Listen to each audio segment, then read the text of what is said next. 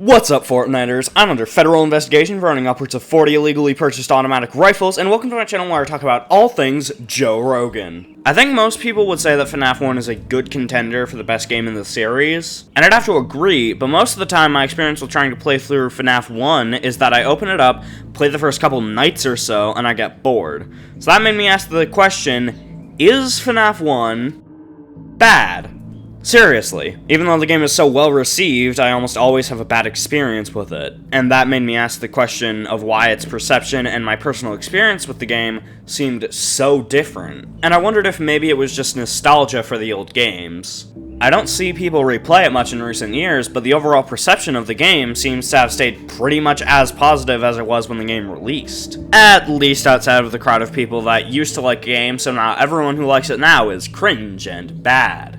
FNaF 1 was released to an absurd amount of praise and publicity, but the thing is, quite a large part of that manifested in fan games, fan art, and theories. There was almost no discussion of the core content of the game itself.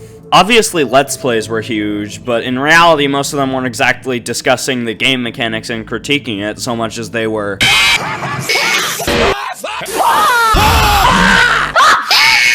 Yeah, in the early days there wasn't that much in-depth review of the game, but if you compare that to FNaF YouTube today, the differences are pretty apparent. If you were watching FNaF content before about 2018, it was probably a Let's Play or a theory. But now the majority of FNaF content is just people talking, like this. And there's a lot more retrospective opinions. Part of that is just the community in general getting older and actually questioning the content they consumed when they were younger. For an example, I never even considered if I like any of the FNaF games when they came out initially. But people sharing their thoughts led me to think of the games beyond it is what it is. To phrase it another way, it sort of prompted my brain to consider how much of my love for these games was nostalgia or actual appreciation of a well-made horror game. The basic concept of FNaF is extremely simple. If something at your door is bad, you close it. But don't close it for too long or it'll run out of power for some reason. And check the cams or the femboy fox will come out to do community guideline strikeable things to you. But the way FNaF executed that concept and how iconic the characters Scott made are is what I believe carried the series to its success. Not to understate the gameplay, which, although simple, I don't necessarily think is bad. It's just a bit too repetitive for my taste. FNaF does play to its strengths, though. It emphasizes the design aspects of all of the animatronics with the use of creative camera angles. Seeing Chica with her beak agape in the East Hall, or Freddy putting his face right up against the camera where previously only his eyes were visible, and the inherently creepy feeling of an eerie liminal space that is a empty, dark version of a normally cheerful and happy environment. And the concept of the game is born out of making the most out of her weaknesses.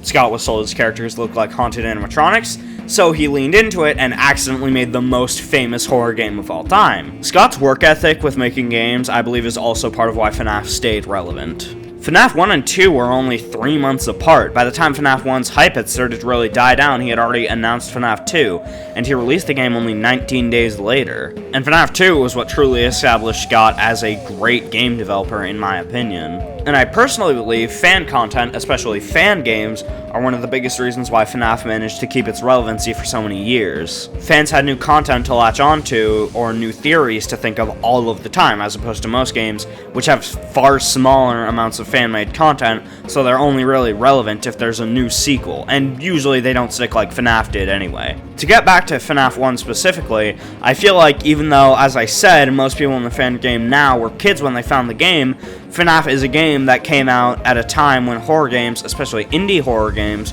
were really at a low point, and what that meant for FNaF was that it had a lower standard. And I believe had the game come out just a couple years later, or a few years earlier, it would have gone the route of so many other great indie horror games where it pops off for a month, and then it's completely irrelevant. FNaF is a perfect storm of random relevancy, lucky timing, and a developer who knew how to make good games consistently. On top of it just being a good experience. Part of why I think future games suck was the amount of mystery brought on by FNaF 1.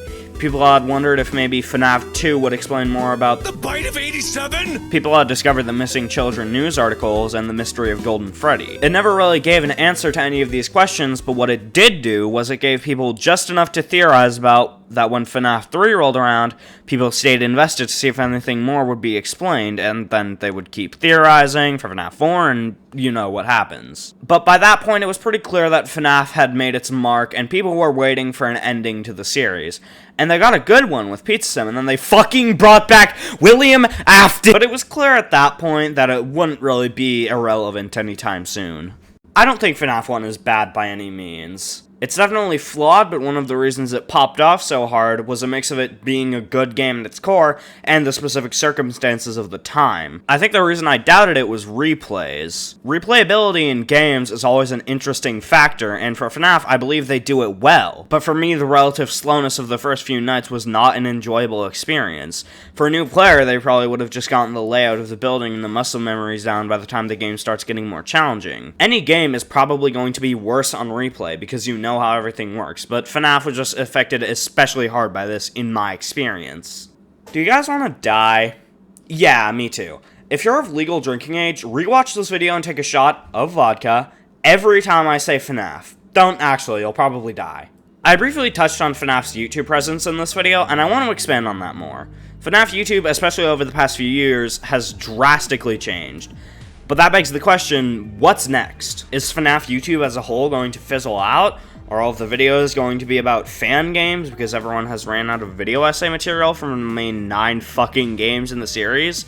Maybe everyone will run out of money from getting 9 views on each of their FNaF YouTube video essays and start doing porn on the side. I mean, it's not like FNaF games are stopping anytime soon, so maybe we'll go back to every other video on YouTube being a FNaF Let's Play or a theory. And maybe we'll start doing more retrospectives in another almost decade. Anyways, I've been dead for 9 years, this is a coffin, and have a good rest of your day.